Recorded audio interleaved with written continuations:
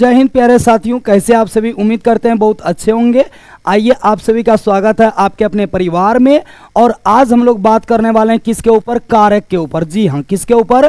कारक के ऊपर बात करने वाले हैं। और ये हम लोगों का इस प्रकार से 8वां जो है कि लेक्चर होगा। इससे पहले 7 लेक्चर हो चुका है। अगर आपने नहीं देखा है तो डिस्क्रिप्शन में लिंक है, या तो हिंदी व्याकरण के नाम से प्ले लिस्ट बनाया गया है, जो कि बिहार पुलिस 2025 के लिए बहुत ही इंपॉर्टेंट होने वाला है। साथ ही साथ जो है बिहार डीएलएड, एसएससी जीडी, जिस भी किसी एग्जाम की आप तैयारी कर रहे हो, यदि उसमें हिंदी लागू है तो उसके लिए महत्वपूर्ण क्लास होने वाला है।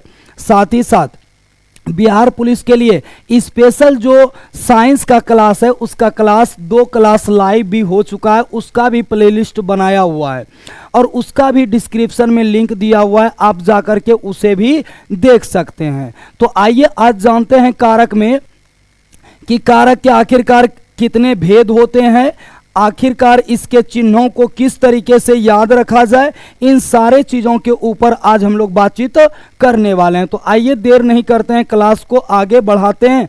आप लोग पूरे क्लास में बने रहिएगा और जो है कि चीज़ों को देख करके समझने का प्रयास कीजिएगा। अगर आपको बेहतर लगे तो वीडियो को लाइक कर दीजिएगा और चैनल पर पहली बार आए हों तो चैनल को सब्सक्राइब जरूर कर दीजिएगा। जय हिंद। आइए शुरुआत करते हैं हम लोग। कहता है कि जो क्रिया की उत्पत्ति में सहायक होते हैं या सहायक हो, उसे कारक कहा जाता है। यानी क्रिया की उत्पत्ति में जो सहायक, क्रिया की उत्पत्ति, क्रिया मतलब काम की उत्पत्ति, काम करने में जो सहायक होगा, जो उत्पत्ति करने में सहायक होगा, उसे हम लोग क्या कहेंगे? कारक कहेंगे। क्रिया की उत्पत्ति में जो सहायक होगा उसे क्या कहेंगे? कारक कहेंगे। और कारक के कितने भेद होंगे? 8 भेद होंगे। कितने भेद होंगे? 8 भेद होंगे। सबसे पहला आपका कर्ता कारक, कर्म कारक, करण कारक, संप्रदान कारक, अपादान कारक, संबंध कारक, अधिकरण कारक, और ये हो जाएगा 8वां नंबर संबोधन कारक। तो कारक के कुल 8 भेद होते हैं। बारी बारी समझते हैं कि आखिरकार परिभाषा इसका क्या होगा। कर्ता कारक किसको कहते हैं? काम करने वाले को कर्ता कारक कहते हैं। जैसे राम ने पीटा है, राम ने क्या किया है? पीटा है। तो इस वाक्य में आपका पीटने का काम जो है राम ने किया है, इसीलिए आपका वाक्य में कर्ता कौन हो जाएगा? राम हो जाएगा। कोई भी वाक्य आप लिखें या कोई भी वाक्य आप बोलें, यदि आपके वाक्य में शुरुआत में जो चीज, चाहे नाम हो, चाहे वो सर्वनाम हो, चाहे वो आपका संज्ञा हो, किसी टाइप से अगर प्रयोग किया गया है तो वो आपका क्या हो जाएगा? आपका कर्ता कारक हो जाता है। तो कर्ता कारक किसको कहते हैं? काम करने वाले को कर्ता कारक कहते हैं। जैसे राम ने पीटा, तो पीटने का काम राम ने किया है, इसीलिए राम जो है कर्ता हो जाएगा। और इसका चिन्ह भी याद रखेंगे। इसका चिन्ह क्या होता है? ने होता है। कर्ता का चिन्ह क्या होता है? ने होता है। आगे बढ़ते हैं। कहता है कर्म कारक, जिस पर काम का फल पड़ता है उसे कर्म कारक कहते हैं। जैसे राम ने रावण को मारा, यहां पर ध्यान देने वाला बात यह है, जिस पर काम का फल पड़ता है उसे कर्म कारक कहते हैं। यहां पर राम जो है कि मारने का काम कर रहा है तो ये आपका कर्ता हो जाएगा। लेकिन किसको मार रहा है? तो भाई रावण को मार रहा है, और रावण ही आपका क्या हो जाएगा? वाक्य का कर्म हो जाएगा। वाक्य का क्या हो जाएगा? कर्म हो जाएगा। तो जिस पर किसी काम का फल पड़ता है उसे कर्म कारक कहते हैं। उसे क्या बोलते हैं? कर्म कारक कहते हैं। चलिए अगले में बढ़ते हैं। अगला कहता है करण कारक क्या होता है? तो करण कारक, कर्ता जिस साधन से काम करता है उसे करण कारक कहते हैं। जैसे यहां पर कहता है मां चाकू से अमरूद काटती है। एक बात, इसको छोड़ दिया जाए भी मां चाकू से अमरूद काटती है कि नहीं काटती है, बस इतना आपको समझना है कि कर्ता जिसकी सहायता से काम करता है उसे हम लोग करण कारक कहते हैं। जैसे मैं कलम से लिखता हूं, अगर प्यारे दोस्तों, अगर कलम नहीं रहेगा तो क्या हम लिख लेंगे? नहीं लिख पाएंगे। तो इसीलिए हम लोग कहेंगे कलम से आप सहायता लेते हैं, कलम की सहायता से लिखते हैं तो कलम आपका करण कारक हो जाएगा। उसी प्रकार से माँ चाकू से अमरूद काटती है तो माँ यहाँ पर काटने का काम करती है, इसको हम लोग कर्ता कहेंगे। क्या कहेंगे? कर्ता कहेंगे। लेकिन यहाँ पर किसको काटती है? अमरूद को काटती है, ये आपका कर्म हो जाएगा। ये क्या हो जाएगा? कर्म हो जाएगा। लेकिन किसकी सहायता से काटती है? चाकू की सहायता से। चाकू आपका क्या हो जाएगा? करण हो जाएगा। क्या हो जाएगा? करण हो जाएगा। तो इस प्रकार से हम लोग वाक्य में समझ सकते हैं, जिसकी सहायता से कोई काम किया जाता है उसे करण कारक कहते हैं। चलिए अगला समझते हैं, संप्रदान कारक। कर्ता जिसके लिए काम करता है उसे संप्रदान कारक कहते हैं। जैसे राम ने धर्म की रक्षा के लिए रावण को मारा, तो यहां पर देखिए आखिरकार राम ने मारा है तो राम आपका कर्ता कारक हो जाएगा। लेकिन किसको मारा है भाई? रावण को मारा है, तो ये आपका कर्म कारक हो जाएगा। और किसके लिए मारा है? तो हम लोग कहेंगे धर्म की रक्षा के लिए मारा है, तो ये आपका जो है धर्म की रक्षा, जो रक्षा शब्द है ये आपका हो जाएगा संप्रदान कारक। कौन सा कारक? संप्रदान कारक। कहता है यहाँ कर्ता धर्म की रक्षा के लिए काम करता है, अतः धर्म की रक्षा जो है संप्रदान कारक है। संप्रदान कारक के लिए चिन्ह होता है को, के लिए। इतना आप कह सकते हैं, ठीक है। यानी कहने का मतलब कर्ता जिसके लिए काम करता है उसे हम लोग संप्रदान कारक कहते हैं। उसे क्या कहते हैं? संप्रदान कारक कहते हैं। जैसे यहाँ पर रक्षा के लिए काम हुआ था तो रक्षा आपका संप्रदान कारक। किसने किया भाई? राम ने, तो राम कर्ता हो गया। किसको मारा भाई? रावण को, तो रावण आपका कर्म हो गया। तो इसका जो है संप्रदान का को के लिए चिन्ह होता है। हम अलग से भी आपको आठों का चिन्ह करवाएंगे, प्रतीक्षा कीजिए थोड़ा सा। चलिए आगे बढ़ते हैं। अगला कहता है अपादान कारक। जिससे किसी वस्तु की जुदाई या अलगाव का बोध हो या समझा जाए उसे अपादान कारक कहते हैं। जैसे गंगा हिमालय से निकलती है, बात को समझना है कि अपादान कारक किसको कहेंगे?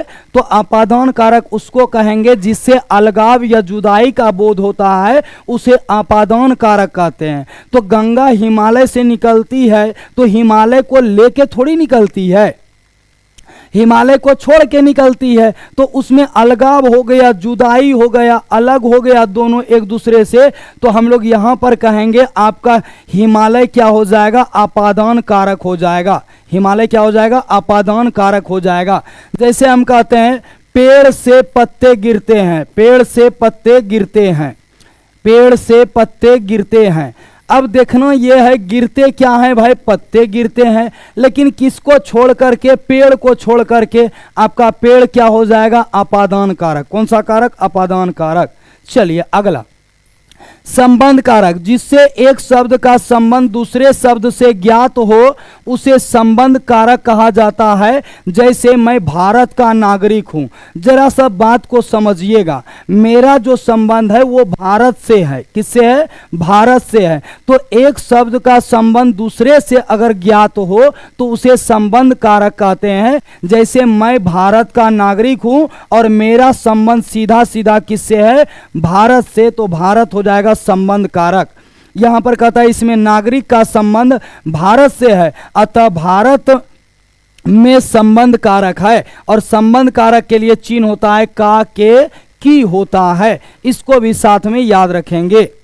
अगला कहता है अधिकरण कारक। अधिकरण कारक जैसे और भी इसका एग्जाम्पल हो सकता है, मैं अपने माता पिता का बेटा हूं, मैं अपने माता पिता का बेटा हूं। तो हम कह सकते हैं यहां पे कि मैं तो हूं लेकिन किसका? अपने माता पिता का। ये माता पिता क्या हो जाएगा? संबंध कारक हो जाएगा। कौन सा कारक? संबंध कारक। चलिए आगे बढ़ते हैं। अधिकरण कारक में कहता है क्रिया जिस स्थान पर हो उसे अधिकरण कारक कहते हैं। जैसे बच्चा खाट पर सो रहा है, बच्चा कहां पर सो रहा है? खाट पर सो रहा है। आखिर बच्चा तो सोने का काम कर रहा है, तो इसको तो हम लोग कर्ता कहेंगे, लेकिन कहां पर सो रहा है? खाट पर सो रहा है, तो ये खाट पर आपका जो है कि अधिकरण कारक हो जाएगा। कौन सा कारक हो जाएगा? अधिकरण कारक हो जाएगा खाट पर। अगला आता है कि इसमें सोने का काम खाट पर हो रहा है, अतः खाट पर अधिकरण कारक है। अधिकरण कारक के लिए चिन्ह में पर होता है। क्या होता है? में पर होता है। जैसे हम कहें कि कौवा जो है, कौवा पेड़ पर बैठा है। कौवा कहां पर बैठा है? पेड़ पर बैठा है। तो अब यहां पर कौवा तो बैठने का काम कर रहा है, तो ये हो जाएगा कर्ता कारक। लेकिन कहां बैठ रहा है? पेड़ पर, तो पेड़ पर क्या हो जाएगा? हम लोगों का अधिकरण कारक हो जाएगा। कौन सा कारक? अधिकरण कारक। अगला कहता है संबोधन कारक, यानी पुकारने, चिल्लाने या संबोधित करने को संबोधन कारक कहा जाता है। जैसे अरे श्याम, हे कृष्ण आदि। यहां पर संबोधन कारक है, संबोधन के लिए चिन्ह है अरे होता है। यानी कहने का मतलब जिस भी किसी शब्दों से पुकारने या चिल्लाने का बोध होता है उसे हम लोग संबोधन कारक कहते हैं। जैसे हे कृष्ण, अरे श्याम इत्यादि हो सकता है। चलिए अब हम लोग बात करेंगे चिन्हों पर, यानी 8 कारकों वाला वाक्य जो है इसको भी थोड़ा सा याद रखेंगे।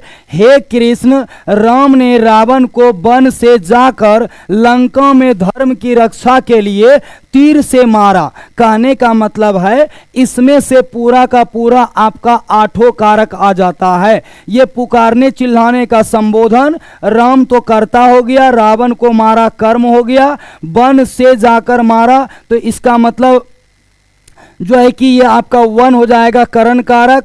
लंका में तो ये आपका हो जाएगा अधिकरण कारक। धर्म की रक्षा के लिए आपका ये हो जाएगा संप्रदान कारक। तीर से मारा, तीर धनुष से अलग हुआ होगा, अपादान कारक।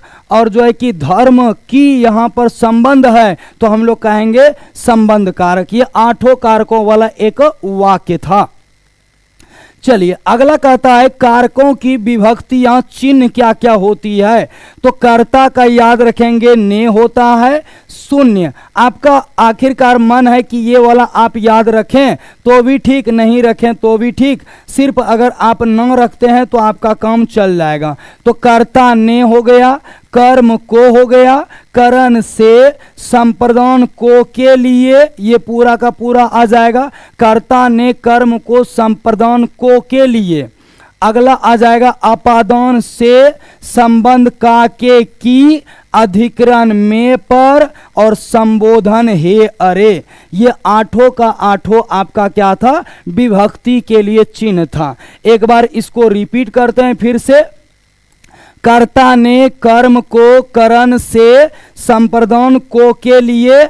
अगला आ जाएगा अपादान से, संबंध का के की, अधिकरण में पर, संबोधन हे अरे। मेरे ख्याल से प्यारे साथियों आपको ये सारा चीज क्लियर हुआ होगा।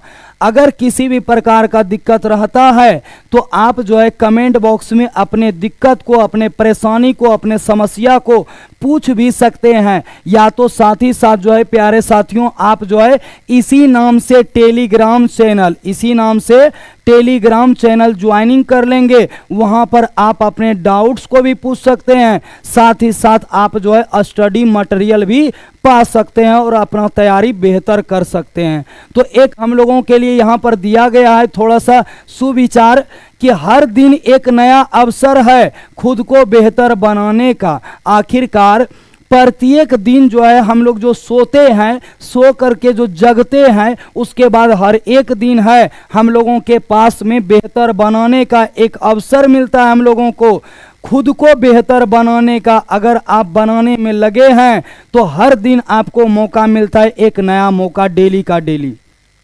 और इस मौका को अब की बार गंवाना नहीं है। अगले दिन से मौका मिले तो उसे गंवाना नहीं है, चाहे वो पढ़ने का मौका मिले या कुछ करने का मौका मिले, जो भी मौका मिले उसे गंवाना नहीं है, क्योंकि हर दिन बेहतर करने के लिए हम लोगों को हर दिन अवसर मिलता है, हर दिन को अच्छा बनाने के लिए। प्यारे साथियों, इसी सुविचार के साथ आप लोगों से विदा लेते हैं, मिलते हैं फिर अगले वीडियो में, अगले क्लास में। तब तक के लिए अपनी तैयारी को करते रहिए, मजबूत बनाते रहिए और एक न एक दिन जो है हम लोग जरूर सफल होंगे।